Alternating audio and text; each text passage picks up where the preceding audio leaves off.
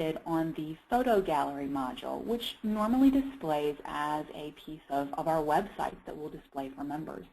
It's a great feature for sharing pictures, particularly from various events or activities at the club.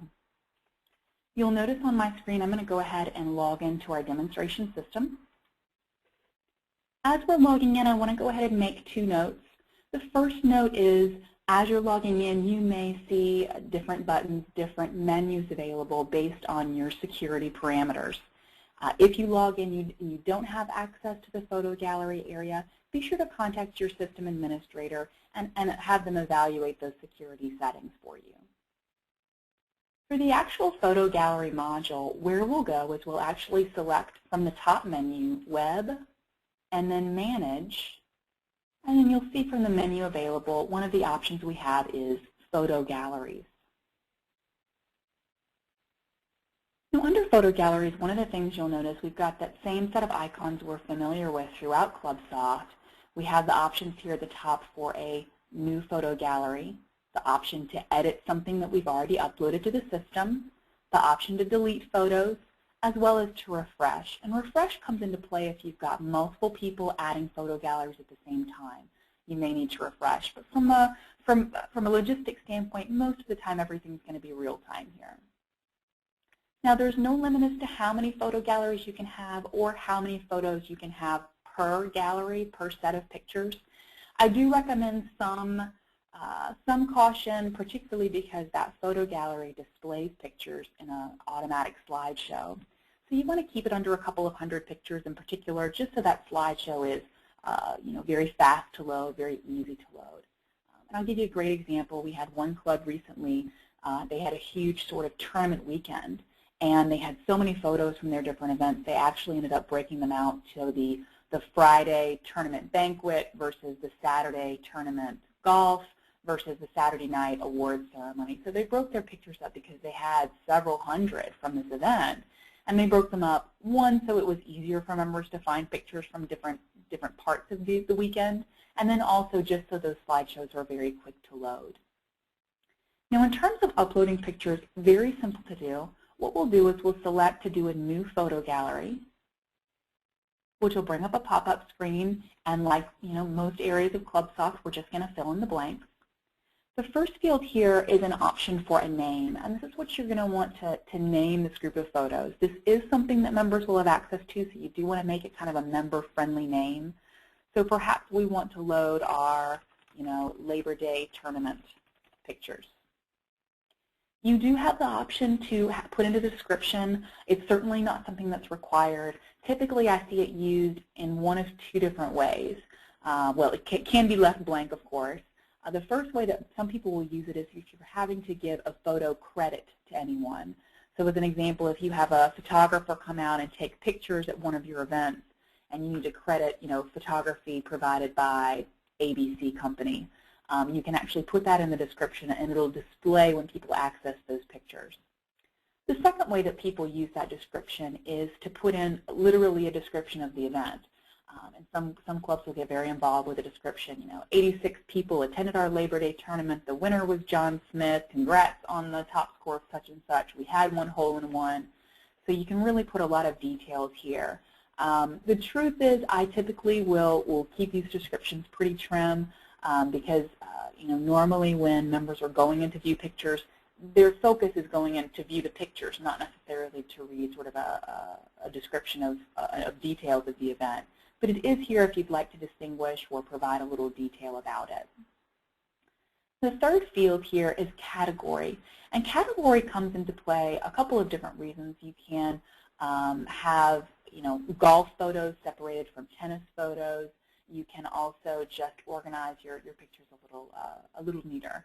It is something that at this point is only visible to us as administrators, but there's a lot of functionality behind it, and that's something we'll look at as well. So for our Labor Day tournament, that's probably going to be a golf event.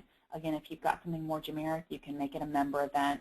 The categories, the purpose of those is really just to help you keep these pictures organized. As you might imagine, over time, over the course of a few years, you're going to accumulate a lot of pictures for your event. So you may just want to be able to quickly filter and find those. So I'll go ahead and select golf as my particular category. I will note you have an option to either add or edit a category here. So if I want to add a category for bridge, let's say I don't have that listed, I can add a new record and add that category just right here on the fly, which is really nice. If you want to go in and change the category, again, I can choose that looking glass, come up and select golf instead.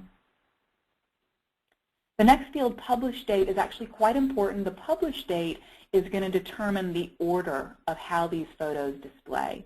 If you're like me, sometimes I'll let a couple of weeks go by. I'll go into the system and I've got pictures from the Labor Day tournament and the Halloween carnival and the member mixer, and I'm adding them all at once. I always recommend making the publish date the actual date of the event for a couple of reasons. One, it'll make sure that your events are always in the right order. The second is sometimes it's really helpful if you've got a lot of photo galleries for members to find those pictures. So if I select my publish date for the Valentine's Day event as February 14th, it's really easy for members to be able to find. Again, if I want to select my Labor Day tournament, maybe I'll select September 6th, which was Labor Day. The next field, transition speed, is actually the automatic speed of that slideshow, and we'll look at a display in a moment. I will say for the transition speed, because members viewing the photo gallery have the option to fast forward, rewind, stop, pause, I don't worry too much about the speed because it is something that we give them control over. So 5 actually equals 5 seconds in between each picture. So if you'd like it to be faster, we could change it to 3 seconds. If you'd like it to be slower, it could be 10. But 5 seconds is a really good standard overall for photo slideshows. This last field here is web visibility. Who should have access to these pictures? We have a number of clubs that obviously want to publish their event pictures to guests and prospects from their public website, in particular because it's a great way to market your club. It identifies your club culture. It features some of your large popular events. But you may not want to put all of those pictures or all of those events available to the public. Great example, we've got one client in the Carolinas, and they publish all of their major tournaments, their member guest type of events. But any of their kids' events, their swim meet pictures, things like that, they'll only make available for members to see. So this is just who has access to view those photos. For my Labor Day tournament, I'm going to go ahead and give access to people logged in as an employee, logged in as a member, or those people that are not logged in at all. We can have that option too. Now our last section for creating a photo gallery, it's a little toolbar here, and you'll notice I'm going to point out the icon all the way on the far right. Looks like a little hot pink arrow. You'll see when you move your mouse over any of these icons, it will tell you what they are, and the one all the way on the right is our batch upload. It makes uploading pictures to this tool very, very simple. If we select batch upload, basically I can come in, I can select photos from any location that I have, and what I'll do, I'll actually go into view some pictures here. Now you can use your mouse to grab as many as you want at a time. You can choose the option to select all. And then once I have my pictures selected, I'll simply click Open, and it will load them directly to my photo gallery. So you can select, again, I've selected 6. You can select 60 or 160, however many pictures you have. Most of the time when I'm uploading pictures, I've just downloaded them from a camera or maybe a drive or a CD that someone's given me. So you can select them all from that location and just import them in. Now, as a rule, the order that the pictures are going to be put in is by alpha. So for those of you that are uploading pictures from a digital camera, it's going to put it in order. So usually they're named image 001, image 002, 003, and so on. So typically when you're doing things from a digital camera, it's going to put it in chronologic order. But let's say as an example, not all of these pictures are things that I want.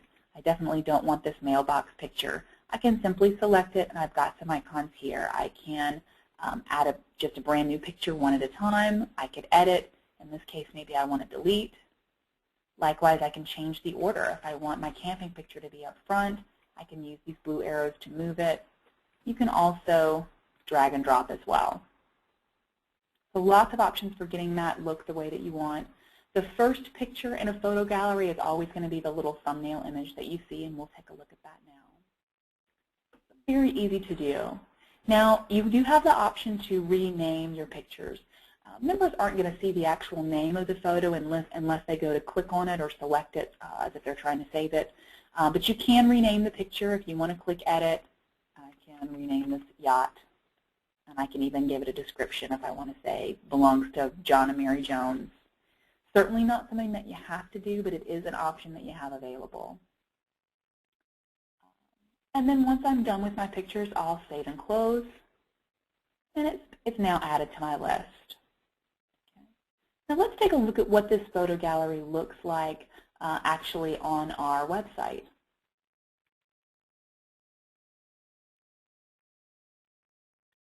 Now, as I'm launching the website, and you'll notice what I did, I just selected the Go to Club Website button from the ClubSoft system. That'll immediately launch into your site, your display that lets you kind of go in and see what you've got posted for yourself.